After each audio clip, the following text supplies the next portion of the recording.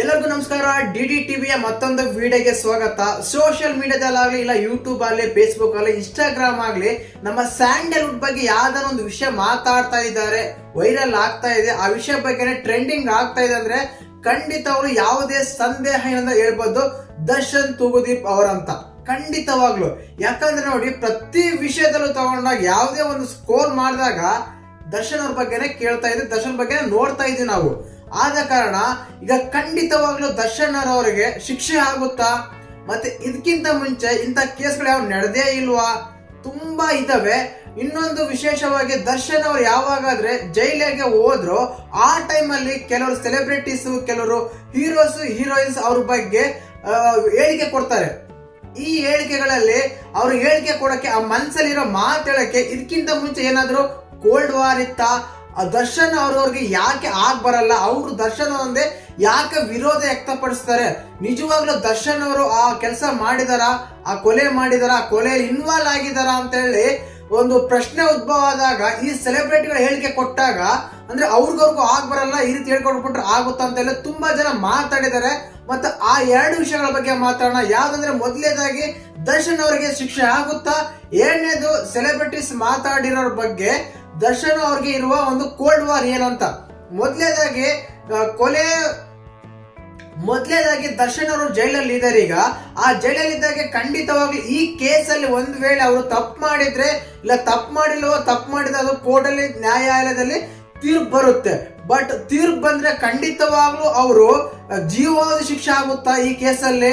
ಖಂಡಿತವಾಗ್ಲೂ ಇಲ್ಲ ಗುರು. ಯಾಕೆಂದ್ರೆ ಇಂಥ ಕೇಸ್ಗಳು ತುಂಬಾ ಆಗಿದಾವೆ, ತುಂಬಾ ನಡೆದಿದೆ ಕೂಡ. ಏನಕ್ಕಂದ್ರೆ ಸ್ವಲ್ಪ ದಿನ ಮಾತ್ರ ಈ ಕೇಸಲ್ಲಿ ತುಂಬಾ ಹೈಲೈಟ್ ಆಗುತ್ತೆ.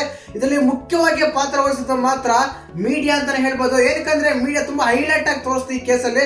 ಆದ ಕಾರಣ ಇಷ್ಟೊಂದಾಗಿ ಸ್ವಲ್ಪ ಹೈಲೈಟ್ ಆಗಿದೆ ಅಂತ ಹೇಳ್ಬೋದು. ಯಾಕಂದ್ರೆ ನಾವು ನೋಡ್ಬೋದು, ಡಾಕ್ಟರ್ ರಾಜ್ಕುಮಾರ್ ಅವ್ರನ್ನ ವೀರಪ್ಪನ್ ಅವರು ಕಿಡ್ನಾಪ್ ಮಾಡಿ ತಗೊಂಡು ಹೋದಾಗ ಆ ಟೈಮಲ್ಲಿ ಅವ್ರನ್ನ ಯಾವ ರೀತಿಯ ಶಿಕ್ಷೆ ಒಳಪಡಿಸಂತ ನೀವೇ ನೋಡಿರ್ತೀರ.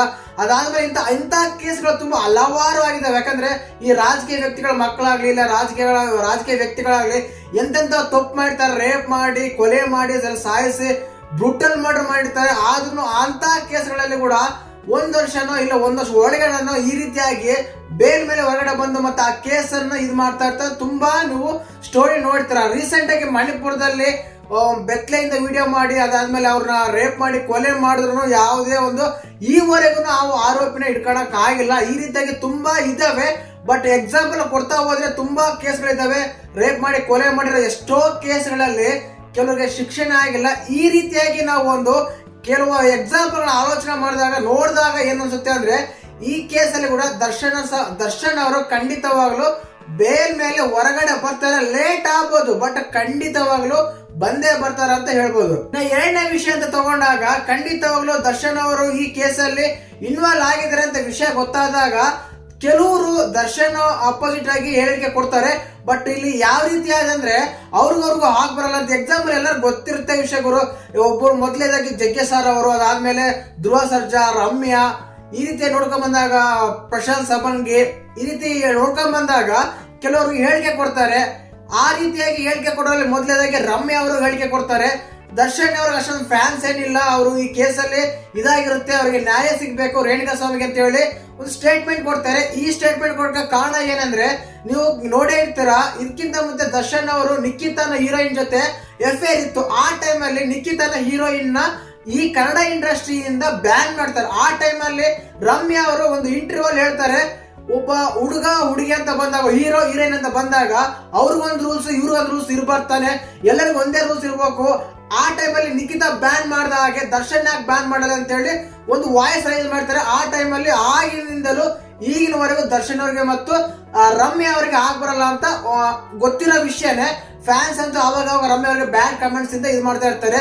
ಇನ್ನ ಎರಡನೇದು ಬಂದ್ಬಿಟ್ಟು ಧ್ರುವ ಸರ್ಜಾ ಅವರು ಏನಕ್ಕೆ ಆಗ್ಬರಲ್ಲ ಅಂದ್ರೆ, ಅರ್ಜುನ್ ಸರ್ಜಾ ಅವರ ಮಗಳ ಒಂದು ಪ್ರೇಮ ಬರಹ ಅಂತ ಸಿನಿಮಾ ಬಂದಾಗ ಡಿಸ್ಟ್ರಿಬ್ಯೂಟ್ ಆಗಿ ದರ್ಶನ್ ಫ್ರೆಂಡ್ ಅವ್ರು ಸಿಕ್ಕಿರುತ್ತೆ. ಆ ಟೈಮಲ್ಲಿ ಸ್ವಲ್ಪ ಮನಸ್ತಾಪ ಬಂದು, ಮತ್ತೆ ರೀಸೆಂಟ್ ಆಗಿ ಕಾವೇರಿ ವಿಷಯ ಬಂದಾಗ ಒಂದು ಸ್ಟೇಜ್ ಮೇಲೆ ದರ್ಶನ್ ಅವ್ರು ಬಂದ ಮೇಲೆ ಧ್ರುವ ಸರ್ಜಾ ಅವರು ಇಳಿದು ಹೋಗ್ಬಿಡ್ತಾರೆ. ಆಗಿನಿಂದನೂ ಈ ರೀತಿ ಆಗ್ತಾ ಇದೆ ಅಂತ ಹೇಳಿ ಊಹಾಪೋಹಗಳು ಬರ್ತಾ ಇದೆ. ಇನ್ನೊಂದು ಬಂದ್ಬಿಟ್ಟು ಜಗ್ಗೇಶ್ ಅವರು ತೋತಾಪುರ ಅವರು ಸಿನಿಮಾ ಟೈಮ್ ಅಲ್ಲಿ ದರ್ಶನ್ ಅವ್ರ ಬಗ್ಗೆ ಏನೋ ಹೇಳಿಕೆ ಕೊಟ್ಟಿದ್ದಾರೆ ಅಂತ ಹೇಳಿ ದರ್ಶನ್ ಫ್ಯಾನ್ಸ್ ಅವರೆಲ್ಲ ಜಗ್ಗೇಶ್ ಸರ್ ಅವರಿಗೆ ಮುತ್ತಿಗೆ ಹಾಕಿದ್ರು. ಆ ಟೈಮ್ಲಿಂದನೂ ಈ ರೀತಿ ಎಲ್ಲ ಮಾಡಬಾರ್ದು, ದರ್ಶನ್ ಅವ್ರ ಫ್ಯಾನ್ಸ್ ಹೇಳ್ಬೇಕಂತ ಹೇಳಿ ಜಗ್ಗೇಶ್ ಅವರು ಒಂದು ಇದು ಮಾಡಿರ್ತಾರೆ. ರೀಸೆಂಟ್ ಆಗಿ ಒಂದು ಟ್ವೀಟ್ ಕೂಡ ಮಾಡ್ತಾರೆ, ಕರ್ಮ ಇಸ್ ರಿಟರ್ನ್ ಅಂತ ಹೇಳಿ. ಇದರಲ್ಲೇ ಗೊತ್ತಾಗುತ್ತೆ ದರ್ಶನ್ ಅವರಿಗೆ ಜಗ್ಗೇಶ್ ಅವರಿಗೆ ಸ್ವಲ್ಪ ಮನಸ್ತಾಪ ಇದೆ ಅಂತ.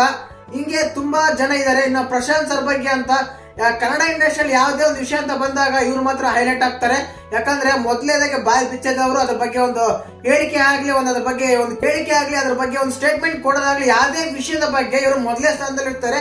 ಈ ರೀತಿ ನೋಡ್ಕೊ ಬಂದಾಗ ಇನ್ನೊಂದು ಬಂದ್ಬಿಟ್ಟು ವಿಶೇಷವಾಗಿ ರವಿ ಬೆಳಗೆರೆ ಸರ್ ಅಂತ ಹೇಳ್ತೀವಿ, ಅವರು ದರ್ಶನ್ ಅವರು ಯಾವಾಗಾದ್ರೆ ಅವರ ವೈಫ್ ಮೇಲೆ ಒಂದು ಇದು ಮಾಡಿ ಗಲಾಟೆ ಆದಾಗ ಅವ್ರು ಹೊಡೆದಿದ್ದಾರೆ ಹಾಗೆ ಹೀಗೆ ಅಂತೆಲ್ಲ ನ್ಯೂಸ್ ಎಲ್ಲ ಬಂದಾಗ ಡೈರೆಕ್ಟ್ ಆಗಿ ಪೇಪರ್ ಅಲ್ಲೆಲ್ಲ ಬರೀತಾ ಇದ್ರು ದರ್ಶನ್ ಸರ್ ಅವರ ಬಗ್ಗೆ. ಆ ಕಾರಣದಿಂದ ಅವರಿಗೆ ಈ ರೀತಿ ಆಗ್ತಾ ಇದೆ. ಅವ್ರ ಮಗಳು ಕೂಡ ಅದನ್ನ ಕಂಟಿನ್ಯೂ ಮಾಡ್ತಾ ಬರ್ತಾ ಇದಾರೆ ಅಂತ ಗೊತ್ತಾಗ್ತಿದೆ. ಈ ಎರಡು ವಿಷಯಗಳಲ್ಲಿ ನಿಮ್ಗೆ ಯಾವ್ದು ಇಷ್ಟ ಆದಂತ ಕಮೆಂಟ್ ಮಾಡಿ. ಹಾಗೆ ವಿಡಿಯೋ ಇಷ್ಟ ಆಗಿದೆ ಚಾನಲ್ ಸಬ್ಸ್ಕ್ರೈಬ್ ಮಾಡಿ, ಲೈಕ್ ಮಾಡಿ, ಶೇರ್ ಮಾಡಿ. ಜೈ ಹಿಂದ್, ಜೈ ಕರ್ನಾಟಕ ಮಾತೆ.